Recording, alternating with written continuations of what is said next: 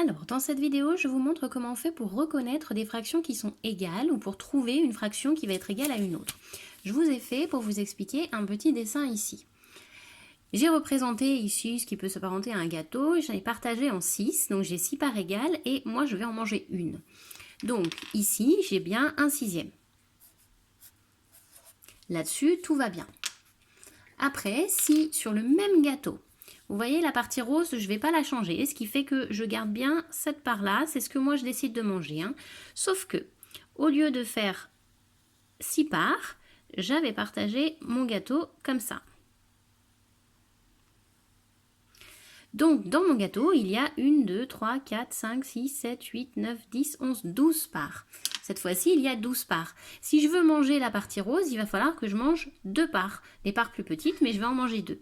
Donc ici, j'ai 2 sur 12. La partie assurée est exactement la même. Donc, si je mange un sixième ou si je mange 2 douzièmes du gâteau, c'est pareil. Ici, ça va être très logique parce que si je fais 2 fois plus de parts, le nombre de parts a été multiplié par 2. Si je veux en manger autant puisque les parts sont 2 fois plus petites, il va falloir que j'en mange 2 fois plus.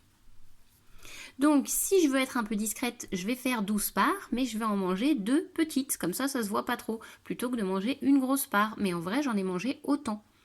Alors, je vous montre maintenant ce que vous allez avoir à faire dans les exercices là-dessus.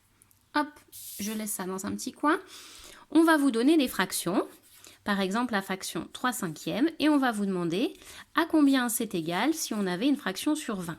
Donc ça va être à vous de compléter en haut de la fraction. Ce qu'on va faire, on va... Alors je reviens juste là-haut, j'ai juste oublié de vous préciser que du coup, ce qu'on a fait là, c'est la règle en fait. C'est-à-dire que si on veut que les deux fractions elles soient égales, on va multiplier en haut et en bas par la même chose. Si on fait ça en multiplication ou en division, ça marchera aussi, on aura bien les fractions égales. C'est ce qu'on va donc utiliser sur notre exemple. Je veux trouver une fraction qui est égale. La première chose que je vais faire, c'est que ici, je vais réfléchir quel calcul a été fait pour passer de 5 à 20. Pour passer de 5 à 20, on a multiplié par 4.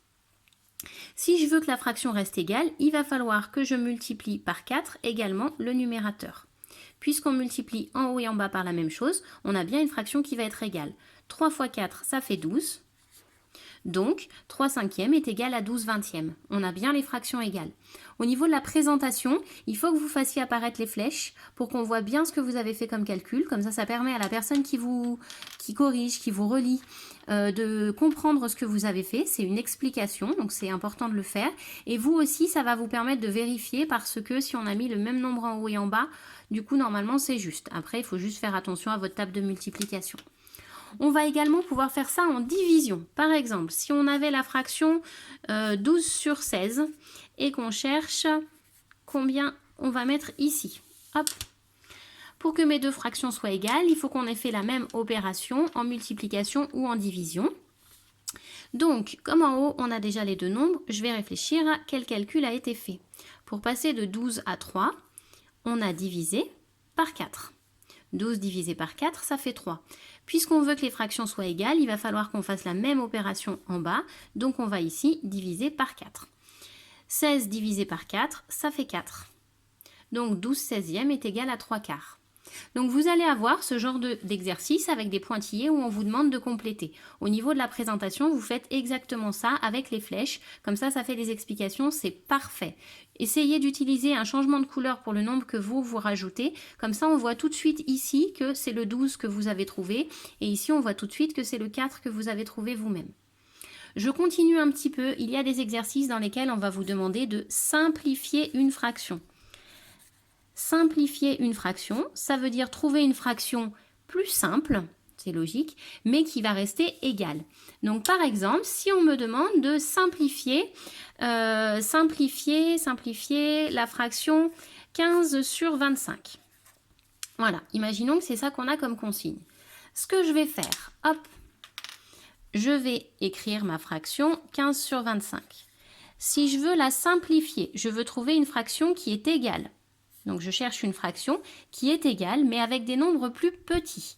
Donc pour avoir des nombres plus petits, ceux qui sont là, je ne vais pas les multiplier, parce que sinon, si je multiplie, je vais avoir des nombres plus grands. Donc ici, je vais chercher à faire une division. Pour savoir quelle division il faut faire, je vais regarder les deux nombres et je vais me poser la question, est-ce que ces deux nombres ils sont dans la même table?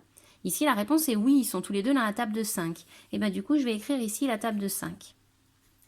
Donc 15 divisé par 5, ça fait 3. 25 divisé par 5, ça fait 5. Ici, nous avons simplifié la fraction. On ne vous donnait rien du tout. C'est à vous de trouver la division et de trouver le résultat. Donc pour faire ça, on cherche bien, on se pose la question. Mon 15 et mon 25, ils sont dans la même table. Quelle est cette table? Table de 5, je l'écris là-haut. Je l'écris en bas. Et ensuite, je fais mes opérations. Ici, nous avons simplifié la fraction en utilisant la même règle qu'on avait fait ici, la même règle qu'on avait vue là-haut, qui est la définition des fractions égales.